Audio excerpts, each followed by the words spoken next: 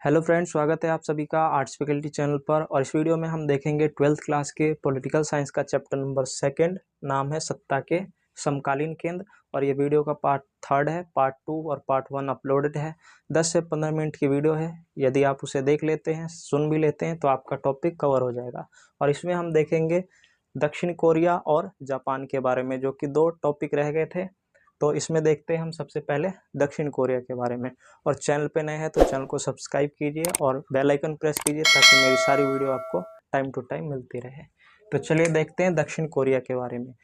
तो दक्षिण कोरिया जो है, यदि आप रसिया के जस्ट नीचे देखेंगे यहाँ पर, तो ऊपर में उत्तरी कोरिया और नीचे में दक्षिण कोरिया देखने को मिल जाएगा। ठीक है। तो दक्षिण कोरिया की जो जनसंख्या है वो 5.25 करोड़ के करीब है। और क्षेत्रफल जो है इसका वो 1,02,10 वर्ग किलोमीटर में फैला हुआ है, ये क्षेत्रफल की दृष्टि से। और कोरिया जो है पहले कोरियन पेनिनसुला के नाम से जाना जाता था। यानी कि जो कोरिया है वो पहले एक ही था, उत्तरी कोरिया और दक्षिण कोरिया एक ही था। और कोरिया को कोरियन पेनिनसुला नाम से जाना जाता था। लेकिन जो सेकेंड वर्ल्ड वॉर हुआ, द्वितीय विश्व युद्ध, उसके बाद 38वें समानांतर के साथ इसे 2 भागों में बांट दिया गया था, और उत्तरी कोरिया और दक्षिणी कोरिया के रूप में। तो उत्तरी कोरिया का नेतृत्व सोवियत संघ ने संभाला था और दक्षिणी कोरिया का नेतृत्व अमेरिका ने किया था। ठीक है। फिर 1950 से लेकर 1953 के बीच में उत्तरी कोरिया और दक्षिण कोरिया के बीच में युद्ध भी हुए। 3 वर्षों तक ये युद्ध चला था। और दक्षिण कोरिया की जो पार्टी का नाम है वो है DPK, यानी कि डेमोक्रेटिक पीपल्स ऑफ कोरिया। और इसने शुरू में ही पूंजीवादी व्यवस्था को अपनाया था। जैसा कि अभी हमने देखा कि जो पूंजीवादी व्यवस्था है वो अमेरिका के द्वारा अपनाया गया था, और अमेरिका इसका नेतृत्व कर रहा था दक्षिण कोरिया का। वही उत्तरी कोरिया का सोवियत संघ कर रहा था। ठीक है। सैन्य शक्ति के लिहाज से देखें तो ये दुनिया में 5वां स्थान रखता है, यानी कि 5वीं सबसे बड़े सैन्य शक्ति है दक्षिण कोरिया पूरे दुनिया में। और इसी प्रकार दक्षिण कोरिया की जो बड़ी बड़ी कंपनियां हैं, जो बड़े बड़े ब्रांड्स हैं, जैसे कि सैमसंग, LG कंपनी, हुंडई का नाम सुना होगा आपने, ये भारत में बहुत ही ज़्यादा प्रसिद्ध है। तो इसे ये सारे के सारे जो कंपनियां हैं, ये सारे के सारे जो ब्रांड हैं, वो और ज़्यादा शक्तिशाली बना देते हैं दक्षिण कोरिया को। फिर 1960 से लेकर 1980 के दशक के बीच में ये आर्थिक शक्ति के रूप में दक्षिण कोरिया उभरता है। बहुत ही तेजी से ये विकास करता है। और दक्षिण कोरिया की जो राजधानी है सियोल, उसमें आप अपने बुक में देख सकते हैं, हान नदी पर जो एक चित्र दिखाया गया है वो इसके विकास को प्रदर्शित करता है। तो इसे रिपब्लिक ऑफ कोरिया के नाम से भी जाना गया, यानी कि दक्षिण कोरिया को रिपब्लिक ऑफ कोरिया कहा जाता है। फिर सितंबर 1991 में 1991 में 17 सितंबर UNO का, यूनाइटेड नेशन ऑर्गेनाइजेशन, संयुक्त राष्ट्र संघ का ये सदस्य बना दक्षिण कोरिया। फिर 1996 में ये OECD का भी मेंबर बना, organisation of economic corporation development, यानी कि आर्थिक सहयोग तथा विकास संगठन का सदस्य बना। ये डेवलप्ड जो कंट्री होते हैं उन देशों का एक संगठन होता है। तो 1996 में दक्षिण कोरिया भी OECD का मेंबर बना था। फिर 2017 में विश्व की ये 11वीं सबसे बड़ी अर्थव्यवस्था थी, यानी कि 11वें नंबर के सबसे बड़ी आर्थिक शक्ति थे ये 2017 में। और इसका जो सैन्य खर्च है, डिफेंस जो कह सकते हैं स्पेंड है, वो 10वें स्थान पर है पूरी दुनिया में। 10वें नंबर पे सबसे ज़्यादा ये सैन्य खर्च करता है।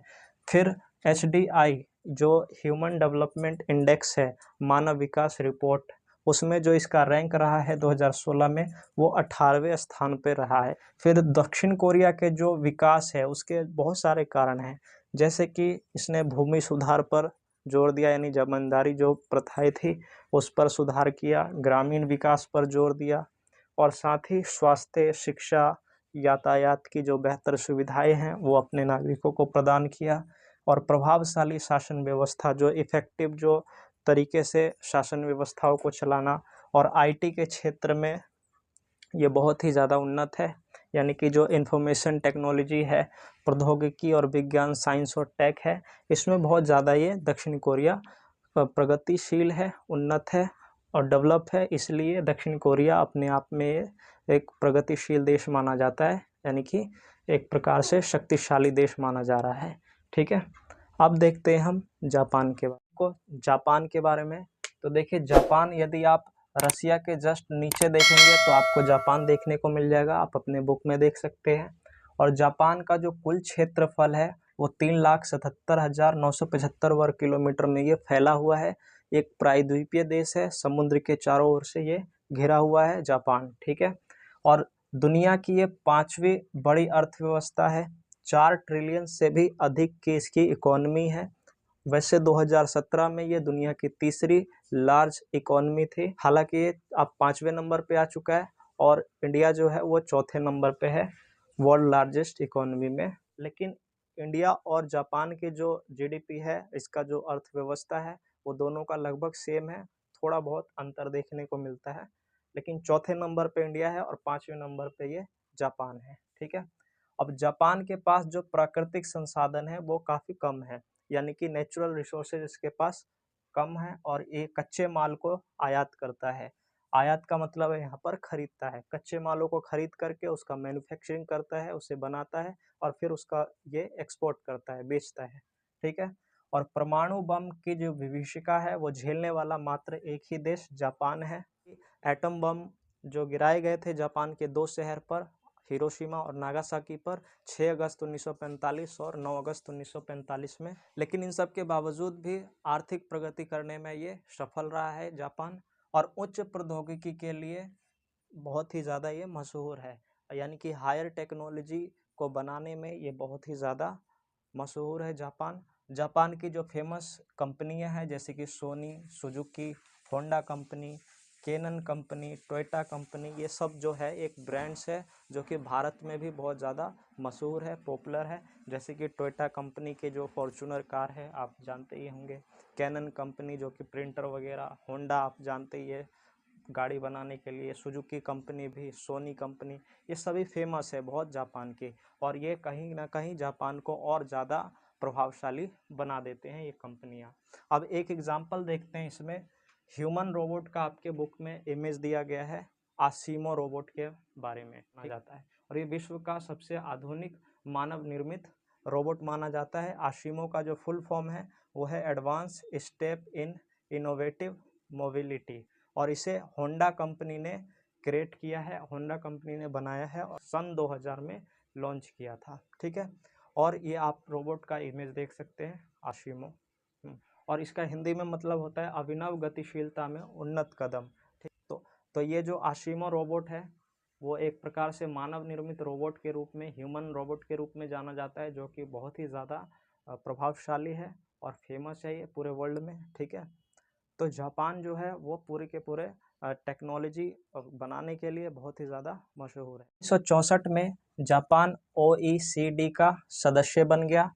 अभी हमने जाना था दक्षिण कोरिया भी OECD का मेंबर बना था 1996 में। ऑर्गेनाइजेशन इकोनॉमिक कॉरपोरेशन डेवलपमेंट, ठीक है, यानी कि आर्थिक सहयोग और विकास संगठन का सदस्य बन गया 1964 में जापान। फिर जनसंख्या के लिहाज से इसका विश्व में 11वां स्थान है, यानी कि 11वें नंबर पे है। जैसे कि इंडिया पहले नंबर पे है पॉपुलेशन में, दूसरे नंबर पे चीन है, इसी प्रकार ये जो है जापान वो 11वें स्थान पर है, ठीक है, यानी कि 12 करोड़ की आबादी है इसकी जापान की। यूएनओ के बजट में, संयुक्त राष्ट्र संघ के बजट में ये 10% का योगदान करता है। वही यदि आप भारत की बात करें तो लगभग 1% का योगदान संयुक्त राष्ट्र संघ को देता है भारत। जापान जो है वो 10% का योगदान देता है। 1951 से जापान अमेरिका सुरक्षा गठबंधन भी है, यानी कि जब अमेरिका द्वारा जापान पे परमाणु अटैक किए गए तो उसके बाद जापान को सुरक्षा देने का जिम्मा अमेरिका ने उठा लिया और अमेरिका और जापान का एक सैन्य गठबंधन हो गया, ठीक है, यानी कि सुरक्षा की जिम्मेदारी अमेरिका लेता है आज भी। यदि जापान पे किसी भी तरह के हमले होते हैं तो अमेरिका उसे डेफिनेटली सहयोग देगा, ठीक है। जापान के संविधान का जो अनुच्छेद है, आर्टिकल है वो 9, वो ये कहता है कि युद्ध और अंतर्राष्ट्रीय जो बल प्रयोग है उन सब का हमेशा के लिए जापान के लोग त्याग करते हैं, यानी कि ये युद्ध से हमेशा हमेशा के लिए अपना नाता तोड़ चुके हैं अनुच्छेद 9 के अनुसार। और जापान का जो सैन्य व्यय है, यानी कि जो जापान अपने सैन्य पर खर्च करता है, अपनी सेना पर, वो उसकी जीडीपी का 1% मात्र करता है, ठीक है। अब देखिए जापान का जो है 4 ट्रिलियन की इकोनॉमी है, तो उसमें 1% का बस वो स्पेंड करता है अपने सैनिकों पर। इस वीडियो में हमने जाना दक्षिण कोरिया और जापान के बारे में। अब अगले वीडियो में हम देखेंगे किसी नए चैप्टर को। तब तक के लिए थैंक्स फॉर वॉचिंग। वीडियो अच्छी लगी हो तो चैनल को सब्सक्राइब करें, शेयर करें। Thanks for watching.